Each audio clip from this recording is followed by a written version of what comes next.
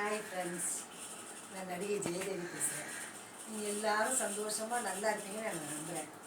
இன்றைக்கி நான் எதை பற்றி பேச போகிறேன்னா ஃப்ரெண்ட்ஸ், காய்கறி ரோட்டில் வண்டியில் கொண்டு வராங்க, நம்மளாம் வாங்குகிறோம். ஆனால் 6 மணிக்கு மேலே கொண்டு வர காய்கறியோ பழமோ எதாக இருந்தாலும் வாங்காதீங்க ஃப்ரெண்ட்ஸ். 6 மணிக்கு மேலே விளக்கு வச்சதுக்கப்புறம் கொண்டு வர்றாங்கன்னா அதில் எவ்வளோ சொத்தை இருக்கும், எவ்வளோ பூச்சி இருக்கும், எவ்வளோ அழுகி போன காய்கறியெல்லாம் இருக்கும். விலை சீப்பாக இருக்குன்னு சொல்லிட்டு நம்ம பையன் தூக்கிட்டு கூட தூக்கிட்டு போய் வாங்கிடுறோம். ஆனால் அதை காலையில் பார்த்தா சமைக்கும் போது பார்த்தா பாதி கூட தேராது. நீங்கள் கொடுத்த காசுக்கு அது ஒத்தே இருக்காது. நம்ம நினைக்கிற சீப்பாக வாங்குறோன்னு, ஆனால் நம்ம கொடுத்த காசை விட அது கம்மியாக தான் இருக்கும். காய்கறி பாதி அழுகி போயிடும், பாதி தேராது.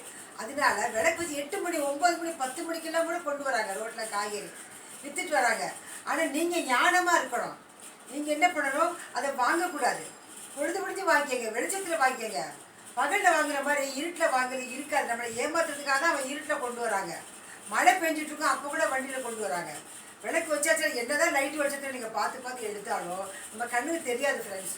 பூச்சி கத்திரிக்காய் இருக்கும், அழுகி போனது இருக்கும். தயவு செஞ்சு நீங்கள் கொடுக்குற காசு, கஷ்டப்பட்டு சம்பாதிக்கிற காசு, உழைச்சி சம்பாதிக்கிற காசு உங்கள் காசு, அந்த பணத்தை கொடுத்து வாங்கும்போது நீங்கள் பார்த்து வாங்கணும் இல்லையா?